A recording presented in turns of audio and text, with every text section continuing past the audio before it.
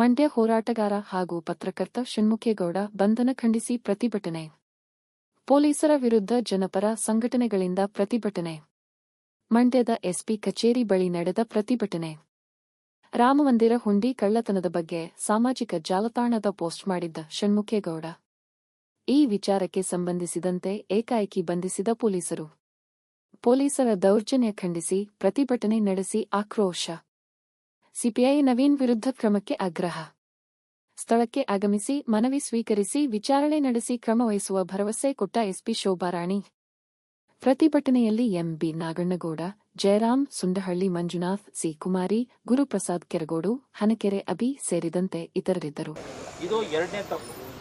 ಮೂರನೇ ತಪ್ಪು ಏನು, ಒಬ್ರು ಹೋರಾಟಗಾರರು, ಬರಹಗಾರರು, ಇವರಿಗೆ ಆಗ್ಲೇಬೇಕು.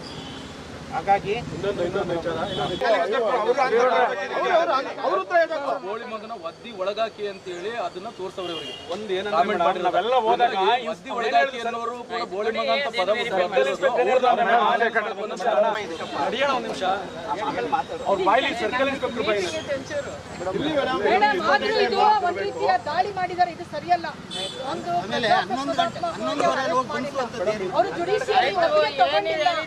ಮಾನವ ಹಕ್ಕುಗಳಿಗೆ ಉಲ್ಲಂಘನೆಯಾಗಿದೆ,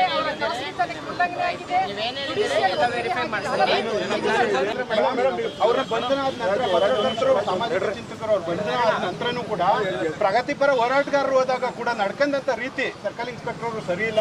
ನಮ್ಮನ್ನು ಕೂಡ ಬೇರೆ ಬೇರೆ ಅನಿಸೋದು.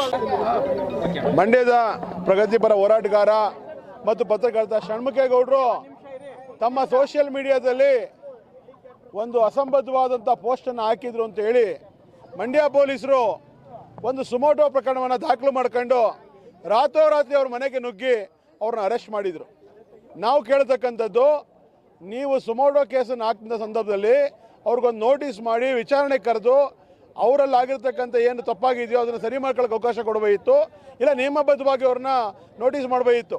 ಅದು ಯಾವುದೂ ಮಾಡದೆ ಅವ್ರು ಯಾವುದೋ ನೆಂಟರು ಮನೇಲಿದ್ದಾಗ ರಾತ್ರಿ 11:30 ಹೋಗಿ ಅವ್ರ ಮನೆಯಿಂದ ನೀವು ಎತ್ತಾಕೊಂಡು ಬಂದಿರತಕ್ಕಂಥದ್ದು, ಕಾನೂನು ಬಾಹಿರವಾಗಿ ಅರೆಸ್ಟ್ ಮಾಡಿರ್ತಕ್ಕಂಥದ್ದು ತಪ್ಪು. ಮತ್ತು ಯಾರು ಈ ಕೆಲಸವನ್ನು ಮಾಡಿದಾರೋ ಮಂಡ್ಯ ನಗರದ ಸರ್ಕಲ್ ಇನ್ಸ್ಪೆಕ್ಟರ್ ನವೀನ್ ಸುಬೇಕರ್ ಅಂತೇಳಿ ಅವ್ರನ್ನ ಅಮಾನತ್ ಮಾಡಬೇಕು. ಮಂಡ್ಯ ಜಿಲ್ಲಾ ಪೊಲೀಸು ಜನಸ್ನೇಹಿಯಾಗಿ ವರ್ತಿಸಬೇಕು ಅಂತೇಳಿ ಇವತ್ತು ಎಲ್ಲ ಜನಪರ ಸಂಘಟನೆಗಳು ಮಂಡ್ಯ ಜಿಲ್ಲಾ ಪೊಲೀಸ್ ವರಿಷ್ಠರ ಕಚೇರಿ ಮುಂದೆ ಇವತ್ತೊಂದು ಧರಣಿ ಮಾಡಿದ್ದೀವಿ. ಎಸ್ ಪಿ ಅವರು ಇದ್ರ ಬಗ್ಗೆ ತನಿಖೆ ಮಾಡ್ತೀವಿ ಅಂತೇಳಿ ಭರವಸೆಯನ್ನು ಕೊಟ್ಟಿದ್ದಾರೆ ಮತ್ತು ಎಲ್ಲ ಸಂಘಟನೆಗಳ ಜೊತೆ ಚರ್ಚೆ ಮಾಡ್ತೀವಿ ನಾಳೆ ಬೆಳಗ್ಗೆ 11 ಗಂಟೆಗೆ ಅಂತೇಳಿ ಭರವಸೆಯನ್ನು ಕೊಟ್ಟಿದ್ದಾರೆ. ನಾವು ಈ ಮೂಲಕ ಹೆಚ್ಚಿಸ್ತಕ್ಕಂಥದ್ದು ಜಿಲ್ಲಾಡಳಿತ ಇದು ಕೇವಲ ಒಬ್ಬ ವ್ಯಕ್ತಿಯ ಪ್ರಶ್ನೆ ಅಲ್ಲ, ಪ್ರತಿಯೊಬ್ಬ ಮಾನವ ಹಕ್ಕನ್ನು ಕೂಡ ರಕ್ಷಣೆ ಮಾಡಬೇಕು ಮತ್ತು ಗೌರವಿಸಬೇಕು. ಪೊಲೀಸರು ಸರ್ವಾಧಿಕಾರಿ ಧೋರಣೆಯನ್ನು ತಾಳಬಾರದು ಅಂತಕ್ಕಂಥದ್ದು ಆಗ್ರಹಿಸೋಕ್ಕೋಸ್ಕರ ಇವತ್ತು ಈ ಹೋರಾಟವನ್ನು ಮಾಡ್ತಿದ್ದೀವಿ.